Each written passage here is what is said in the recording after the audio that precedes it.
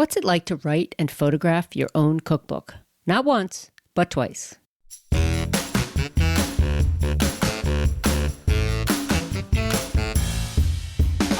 Welcome to Everything Cookbooks, the podcast for writers, readers, and cooks. I am Molly Stevens, and today I'm here with Kate Leahy.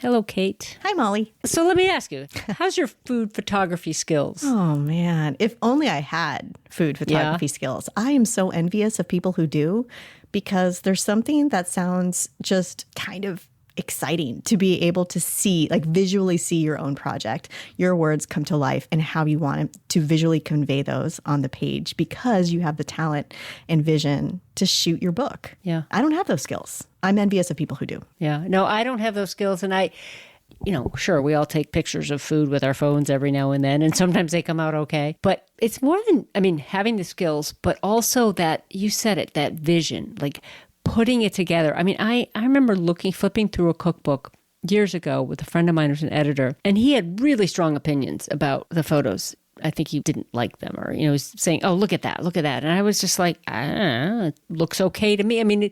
And I think over the years and spending more and more time with cookbooks, I have developed a better sense of what I think really conveys the mood and the design intent of the book. But I'm not that visual. I'm a little envious of people who can make the food and make it look good. When you can take a camera and take it into your world, whether that world is in a different place, a different country, a different city, or just your kitchen, you can really transform a book because it becomes so much more personal. Right. And think of the control you would have over how your book looks. Well, today we're going to talk to someone who's shot her own cookbook twice, Betty Liu, who is a cookbook author, a food photographer, a wedding photographer. And wait for it. She is a medical doctor and a surgical resident. So, oh my God. There are so many things we could talk to her about, like how you have such an intense, I don't even think you call it a day job, because she probably works 70 hours a week. So not only does she have a completely full professional life, but she's also taking on the making of cookbooks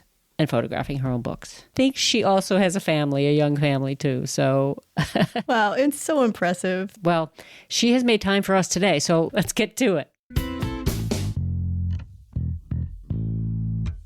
Betty, welcome to Everything Cookbooks. We are so excited to have you here. I'm so excited to be here. And congratulations on your new book. Thank you. We're going to get into that and more, but we like to kind of go back and ask you about your publishing journey. How did you get your first book deal or even book idea? Because you're not your average food writer. You're a medical doctor and a surgical resident. I had definitely an atypical course. I actually started my journey as a wedding photographer. Since I love to cook, it felt very natural to start photographing the food that I cooked and shared it on my blog. What was unexpected to me was that I found a community there and realized that I love to develop and share recipes, and that people really responded to that. Of course, all accompanied by photos, which I think really helped illustrate some of the step-to-step parts of foods that are a little bit more complicated, such as wrapping dumplings. I found that when I wrote about the food that I ate growing up, it really resonated with the community. I think in part because at that time, there were fewer resources from people who grew up eating that food. Mm. And that's when I really started to have the idea of My Shanghai. What year was that? I think that was 2015, I think was the earliest when I started. So it was definitely the OG blog days. I was a medical student, either a first year medical student or just the year before that. I actually had a lot of time during medical school, and wedding photography was how my husband and I kind of kept afloat. So you worked together. Wow. Yes, we worked together. Yeah, so that was fun. I actually do miss that a lot. Yeah. Wow. Yeah, and I think you do mention in the acknowledgments of your first book, My Shanghai, that you talked to your agent or you met your agent through your blog. And there was something in it about the idea. You had an idea to turn the blog into a cookbook? Yeah, kind of. So I had this idea in my mind of writing about specifically Shanghainese food because China's a vast country and there's so many regional cuisines. Right. as you'd expect with varying climates and agricultures. The mainstream Chinese cookbooks out there at that time were all written by not Chinese people. So I had the seed in my mind, but I really didn't know what to do with it. As you would imagine, if you're not in the industry, it's kind of a nebulous process. I was doing photography workshops and I met my friend, Valentina Soffrini, who lives in Italy, and we did a workshop together. And she was writing a cookbook with my now agent, Berta. She, I think, told Berta about my story and that I was thinking about writing a cookbook. And Berta took a look at my website, I think really connected with my photography and what I was writing. And she reached out to me. That's kind of how we got started. Right. And 6 years later. Yeah, right. So My Shanghai really was I guess you call it a breakout success. I mean, it's Thank you. big. Yeah, I mean, the New York Times said it was one of the best cookbooks of 2021. I don't even know what's my question. How did that feel? But no, did you immediately think about writing another book? No, I was like, I'm never writing another book. Oh my gosh. So after My Shanghai was so well received, did that change your idea about never writing another cookbook? No, because when My Shanghai came out, I was actually just starting residency. As you know, writing a cookbook takes forever. So I finished that during medical school, and that was a pretty extensive process because I went back to China every season. Because My Shanghai was organized by season, being on location was very important to me. And during medical school, I did have the flexibility to do that. So I went back every season to take photos, to look at the produce, talk to people, do some research. So once I started residency, all of that was kind of what I considered in my past. I was so happy that it was warmly received.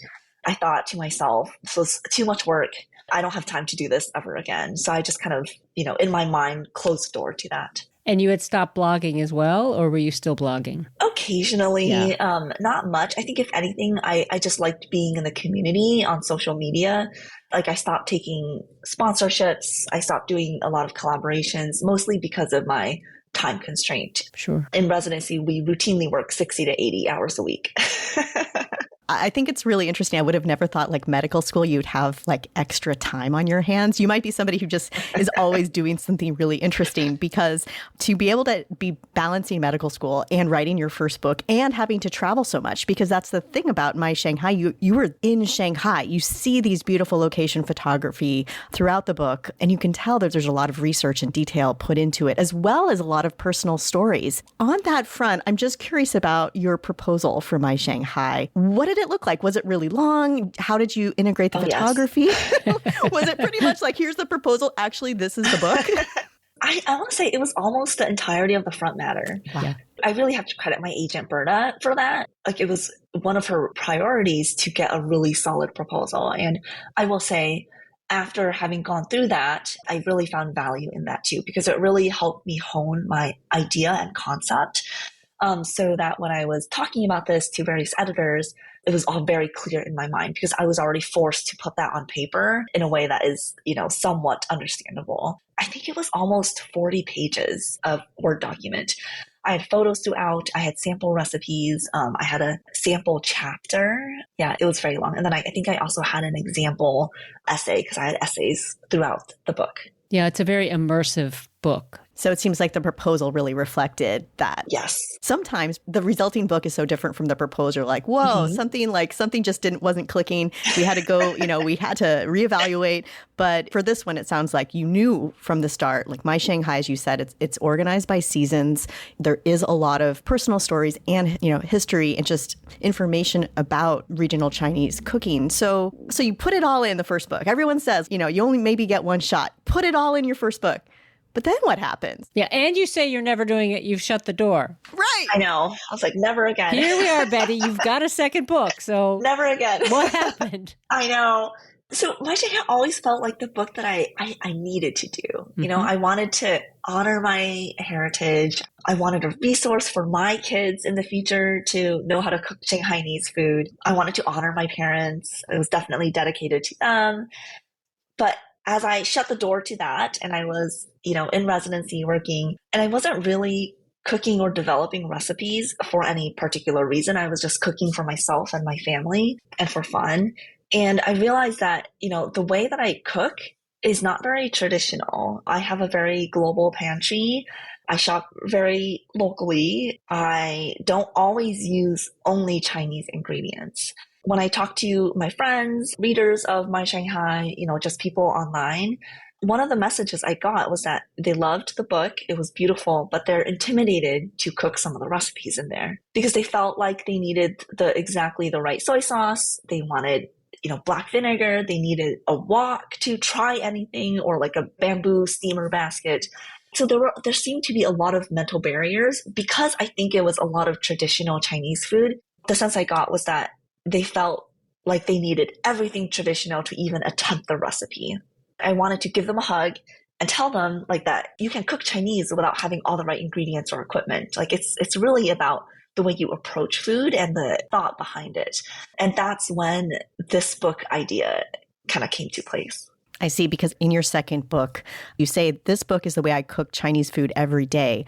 It's not traditional, yes, but it is Chinese. And I thought that really kind of sums up what you just were talking about. Like, this is how you actually cook. You're going to use butter. Yeah. You're going to use the soy sauce that you found at the grocery store. Maple syrup because you live in New England? Exactly. I actually do use maple syrup a lot. And I don't even use soy sauce anymore because my son has a gluten allergy.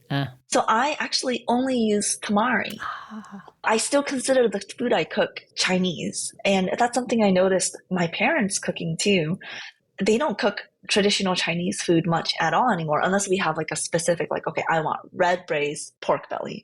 Like, unless we have a specific craving, the way we cook at home is very much just a hodgepodge and just using what we have in the pantry. And I think trying to put that into words was a big struggle for me this time around, to try to explain how cooking Chinese is not just about like traditional menu of recipes, but really about the way that you approach cooking.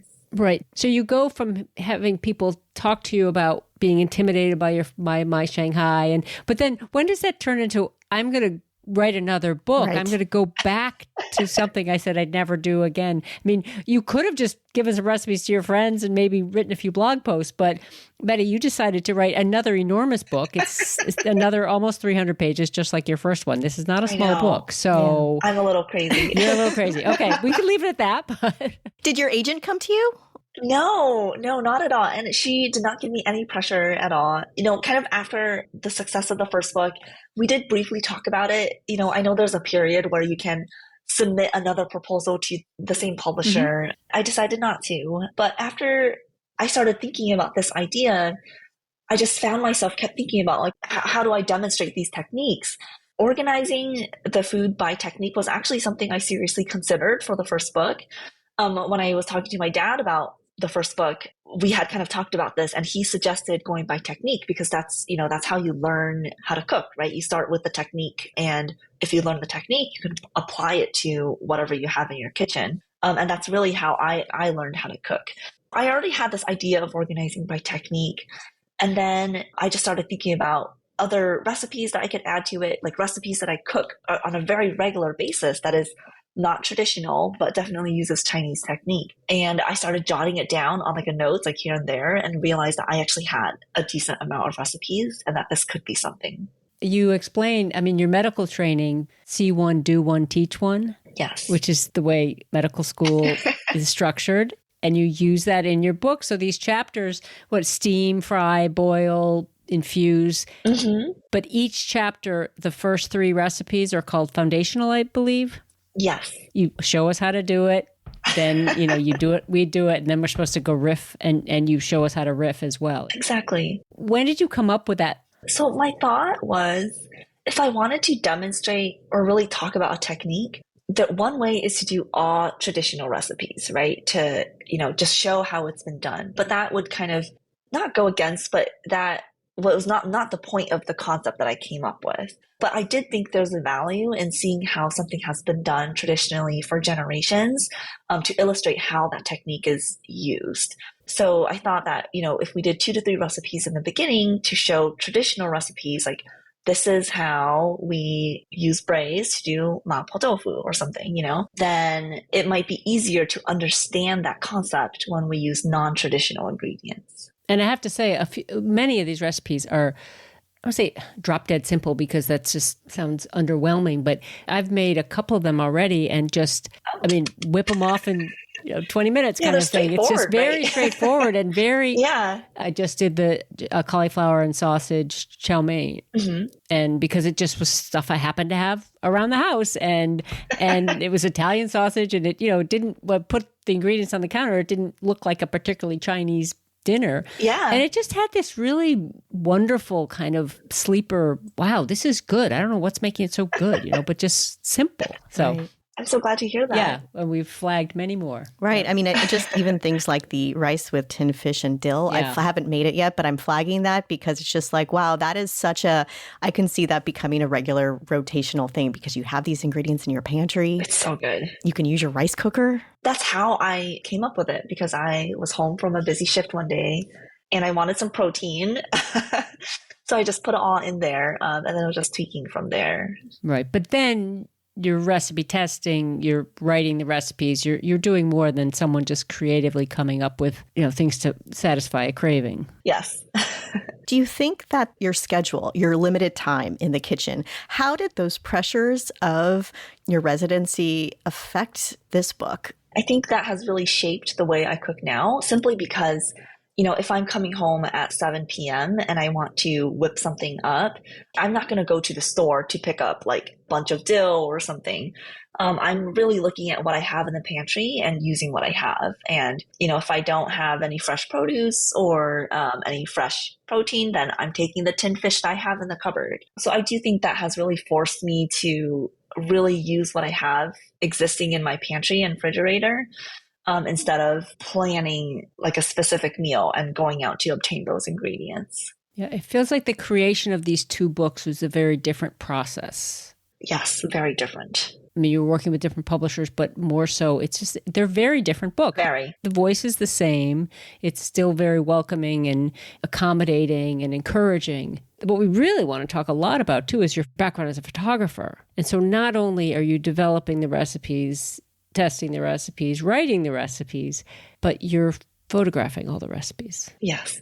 Also, I do want to say, just so it's clear that I did not make all of this while being an active clinical resident. In my residency, it's a 7-year surgical program. We have active clinical years, but we also have built into our program 2 years of research. So I was actually out in a research lab with more reasonable hours when I worked on this book. And because that was a planned 2 years away from clinical residency, I knew that this was the time to do it. And actually that is what prompted me to then talk to Berta, get this submitted so that I could time it so that I could work on this while I was in a research lab. That's really smart. Proposal-wise, I know, Molly, I want to go back to your question about photography, but proposal-wise for this book, did you have a 40-page proposal? So because I was with a different publisher, we actually resubmitted. So we started from the beginning again.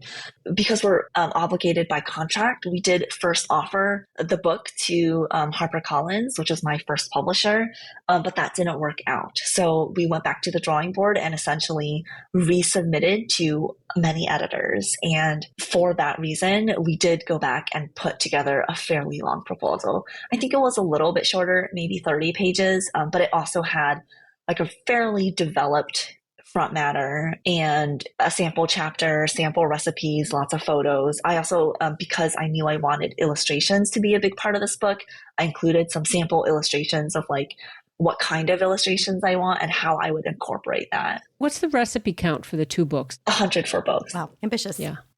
Yeah. I like to even 100. I like it too. Well, the thing is too that's nice is that you're really taking that proposal process seriously. You're really envisioning this book. And so then when you're meeting with editors, you can align with them because you've already kind of thought through what this book needs to be in a very detailed way. So that's really smart. And I got a lot of feedback from both books that the proposal was very well done and put together, and I will credit my agent for that.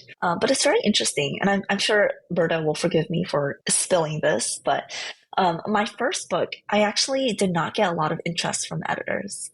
I think I talked to 3 editors. I actually only had the one offer from HarperCollins. Luckily, I loved the editor, Christina Garces, and we really got along, and I was very happy with the deal. But it was interesting because for this book, maybe because of the success of the first, that I've like kind of proven, quote unquote, that I can write a book, and the fact that I think this might appeal to a broader audience, I received much more interest for this book. Interesting. It went to auction, right? It basically went to auction, yeah. Yeah. We've talked a little bit before on the podcast about why selling one book at a time, how it can be very different. Yeah. And also just the value, just underscoring what you're saying about the value of a thorough proposal, especially for someone or anybody. But in your case, we have very limited time and really don't have time to change things midstream. Like if you get into a situation and you're working on a manuscript and the editorial team is like, no, this is not the direction.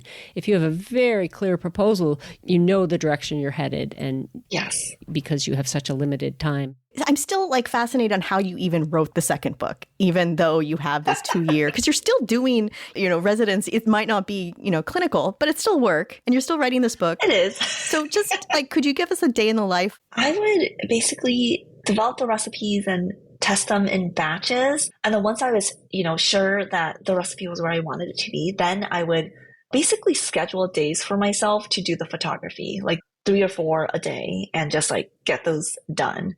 Because I have less time this time around, I did plan things. So I would write out like, the plates I would use, like the props I would use, the background I would use. I would plan out the type of lighting. I would kind of plan things out. Of course, things, become a little bit organic during the day because I'm not doing this traditionally. I'm doing this just by myself. Things would be organic and move around. But I would just try to have fun with it because I also really just missed food photography at that point because I wasn't really photographing it for any jobs or for my blog or for social media anymore. So I just tried to have fun with it. I mean, it looks like a studio book. Oh, thank you. You have varied surfaces, you have varied props. And so we're very, like Kate and I were talking about the surfaces, the backdrops. Like are those all things you own or are you renting? Or these are all mine. Wow, that's amazing. Because I had a pretty extensive food photography past and I taught food photography workshops around the world. So I had collected a fair amount of backdrops and tools. But I think more importantly, at least in terms of the props, like all the plates, utensils, everything you see are stuff that I use on a daily basis. So because I wanted this to really reflect the way that I truly cooked, I wanted the photos to also show like, these are the plates I use at home. So if you come to my kitchen and look at my cupboards, these are literally the plates and serving dishes and utensils that I use. Oh, beautiful. How about the lighting? Yeah. The lighting, I used a mix of natural and artificial. Okay. It really depended on the time of day. Like if it so happened that the light from the windows were hitting exactly where I wanted that effect, I would go ahead and use that. If not, then I would use artificial lighting. And where did all this photography take place? Was it next to your kitchen and you just set up the surfaces and... Basically, yeah. I would basically just find a space, set up, because, unless you're doing like a wide like table shot, like you don't need that much space in your frame. Like if I just panned out a little bit, you would see like a TV or my dog. So you really don't need a lot of space to take photos, especially the photos that I was taking for the book are a little bit more close up, like very focused on the food. So yeah, I would just set up a space by the kitchen where I have easy access to get garnishes or something. And what sort of equipment are you using? My go-to camera, I'm using the D50, a Nikon D50. I'm using a variety of lenses, but I do try to use a macro lens. So I think I have a 60 millimeter macro lens. And for people who want to get better at shooting their own food, when you're teaching those food photography classes, what are kind of like common mistakes that people make or certain things to really think of? I think the first thing to master is lighting, because the lighting can really have an effect on the book. And, when you're starting out, playing with natural light is very powerful because it does change throughout the day, like the quality of it. If it's a sunny or rainy day, the angle, put an apple on a table and you take photos of it throughout the day from morning to dusk, you'll kind of see the play of the light on the apple and what kinds of shadows are made.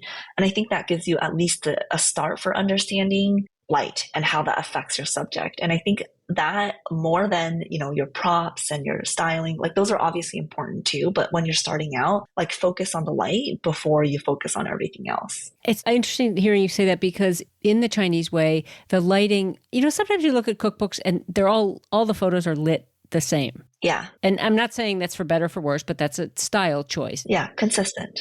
Right. I appreciate that. And, like I said, it's a style choice, but that's not a choice you made because they really have different moods and different feels, which comes from different lighting. So you're playing around with that different lighting. Yes. And part of it is just creative freedom.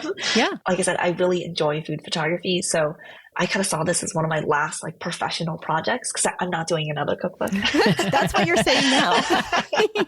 So I just wanted to have fun with it and take some good photos and also have it match what I thought the mood of the food, if that makes sense. So I just did it per dish. And you were a photographer before you were a cookbook author. And so when you're writing your proposals, when you're pitching, you are bringing, I am a photographer, I'm going to be shooting my own photos for these books. Was that ever a conversation with either of the publishers? Yeah, I think that was pretty much assumed. And I said that, I think, in my proposals. But the conversations I had, I think most every editor I talked to liked my photography and seemed to want that to be part of the book.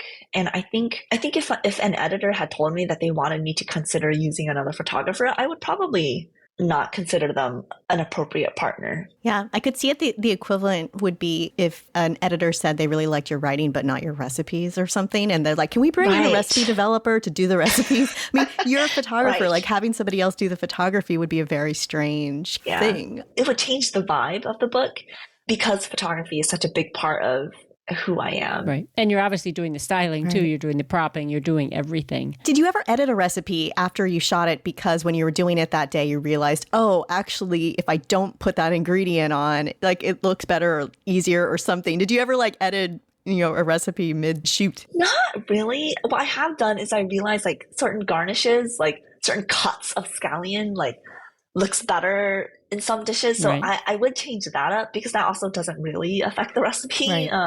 I would only photograph the recipe once I've completely finished testing it. I actually think that happens, Kate, more to those of us who don't shoot our own photos or style our own photos. Because somebody else has your recipe in their hands and you're looking at it and you're like, what have they done? And then it's already done and you have to go back and change the recipe. So I'm thinking of like when you get copy edit questions and they're like, you said cilantro, but this is parsley. And it's like, oh, yeah. Oh, and then like you look at the photo and you're like, ooh, it's baby parsley. Okay, cilantro or parsley. Then you add that to That leads nicely into the next question we wanted to ask you about sort of advantages and disadvantages of shooting your own cookbooks. I think the support that you have when you're shooting with a team is incomparable. There were times I wished I had a stylist or even like an assistant to help coordinate everything. And I seriously thought about it, about, hiring a prop stylist or a food stylist just to have, their valuable professional expertise, but also like just another set of hands, to help move things along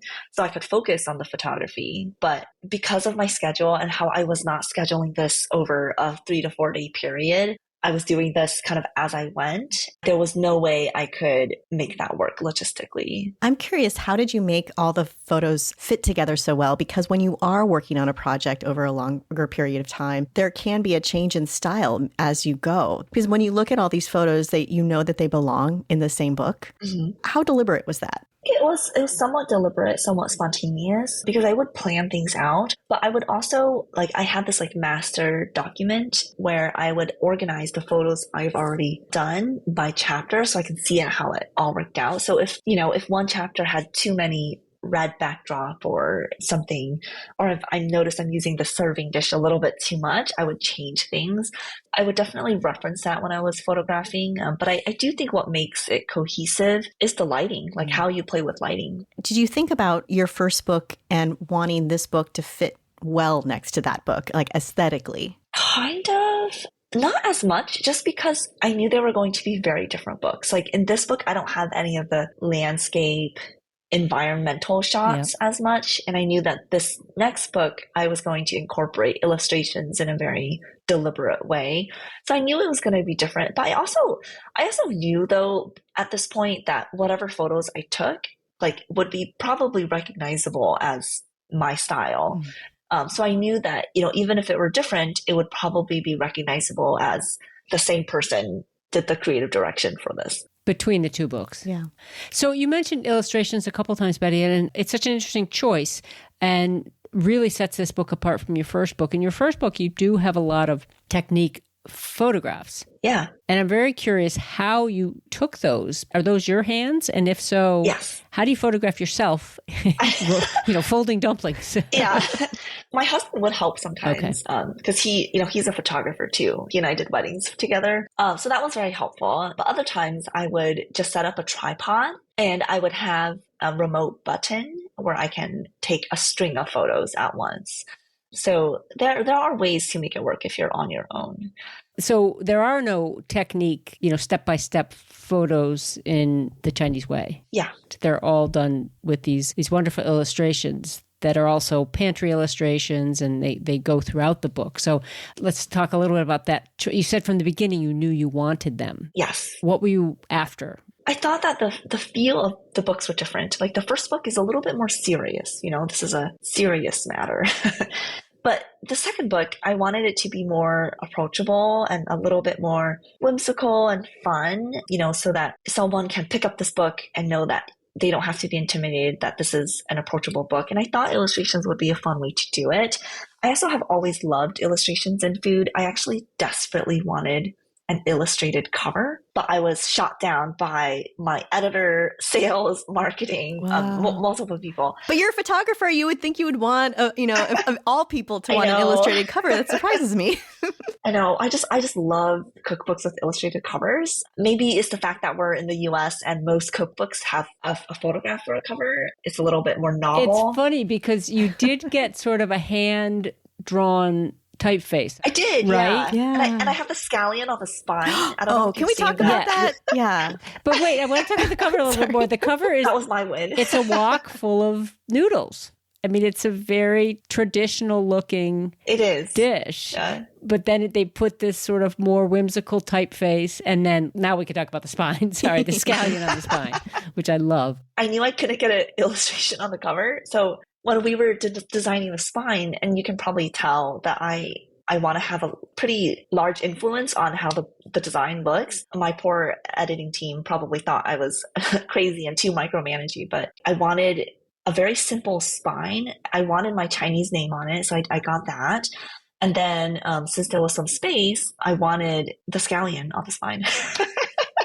And the scallion's an illustration. Yes. A line drawing with green and white. It's so good. It's so cute, right? Absolutely. I think if you Control F and find scallion in the manuscript, there's probably hundreds of mentions of scallions. I use it a lot in cooking and as a garnish. I love the ingredient. I'm actually planning to get a tattoo of it at some point, but that's another story. So if I wanted any illustration somewhere on the book jacket, I knew I wanted it to be the scallion. Congratulations for getting that. Good job. Yes. It'll stand out on a shelf. I know. It really does drag your eye there. And as we talked about on our show sometimes with booksellers, your book only is face out for a set amount of time before it's going to be on the shelf at the bookstore or the library. Spines out, as we say. Yeah, exactly.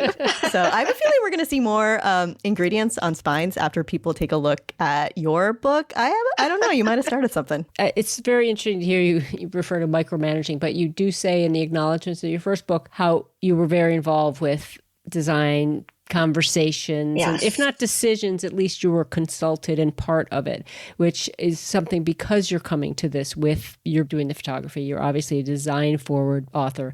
And so to hear that you were involved in the second as well, because if you're photographing the book, how those photographs are placed and used is also a really important part of it. And you also do something that is, I feel like this book is layered and it's just a thoughtfulness to it in terms of the organization. It's a way to do your see one, teach one, do one, but also your use of English and Chinese characters throughout the book. Your foundational recipes have both titles, the Chinese and the English title, whereas the riffs or whatever you call the rest of the recipes are just have English titles. So you seem to play around with, I don't want to call that a design element, but it's a linguistic element to tell your story. It kind of reflects, I guess, who I am as a person too, because I speak both languages. And sometimes when I'm talking to my parents and now my son, because we're trying to raise him bilingual, I will interchangeably use Chinese and English. And I do think that is a pretty common thing for, first and second generation immigrants. And that was a change up from the first book where every recipe has both Chinese and English. Yes. Yeah. Yeah. The first book was the book that I needed to write. I think this book was the one that I really wanted to write. Really well said. Going back just quickly to design, at what point did you start working with the graphic designer? I submitted the manuscript. We were already talking about a graphic designer. And actually, fun fact, the same book designer actually did my Shanghai. They brought her in to do this one too, because I really liked what she did with my Shanghai. I think she understood that I really wanted like a clean but modern look. Michael, my editor at Voracious, suggested just bringing her in for this one, which I was totally on board with. Because my Shanghai is such a deep dive into a place and it has project recipes, 2020 might have been a great year for a book like that to come out. And now that we're in this really busy time where people are homeless, they have different needs or different wants in cookbooks. Completely agree. Yeah. Well, and also in 2020, to be able to travel through a book was also very appealing. Very timely. Yeah. All of my book events were virtual. Mm-hmm. So I never actually had an in-person signing because it came out right during COVID. And will you do in-person signings for this, or is it going to be hard with your schedule? I'm doing a very limited tour because I am active now. I'm an active clinical resident. My time is limited, but I scheduled a week of vacation around pub date. So I am going to New York for a couple of events. I have an event in Boston, and I'm thinking about doing DC, but I have to fit all of this within, 5 days, essentially. And I also don't want to be too exhausted because technically that's my vacation from work. That's amazing. Wow. I'm so impressed. I feel like there'll be another book one of these years, but it might be a while. We'll let you get through Not on the plan right now. No. It just seems that to have this much creativity and so much specificity into a project, there might be like a time where it like builds up in your subconscious. Then 5 years later, you're like, aha. I have another one. Well, the big thing for me, because this is not my career, I didn't want to write a book for the sake of writing a book. So, if I ever do another book, it's going to be one that I truly believe in because it's so much time and effort. I don't want to do something that I don't truly believe in. That's also why I feel anxious about when this book comes out because I've put so much into it. I'm sure you guys know there's always anxiety about reception and how well it does and meeting expectations. But I think I just have to trust the book will speak for itself. Yes, and there's that funny period when you're all done and the book is out of your hands. Yes. And you can't do anything. You've been so involved in creating it and working so hard on it and managing it with everything else you do in your life, and all you can do is wait now. Yeah. It's going to find a receptive audience. It's a really captivating book. Congratulations on it. Those were really wise words of wisdom you just shared to end on. That's something to always think about. Like, do you need to write it just because you want to write a book? Or do you have really something you really want to say? Well, and also to anyone who says, well, I'm not going to do that book because I don't have time. Well, Betty, you've just taught us that there are ways to make time. It's very impressive. And it is a beautiful book. And I'm thrilled that the illustrations are in there next to your photos because it really does. It makes it fun, too. Yeah. Thank you so much for having me. Congratulations. Thanks for spending time with us. Thank you. Thank you for listening to Everything Cookbooks. For more episodes and ways to contact us, go to our website, everythingcookbooks.com. The show is available wherever you get your audio, and if you like what you hear, please leave us a review. It really helps other people find the show. Any book mentioned can be found on our affiliate page at bookshop.org. And thank you, as always, to our editor, Abby Circatella. And until next time, keep on writing, reading, and cooking.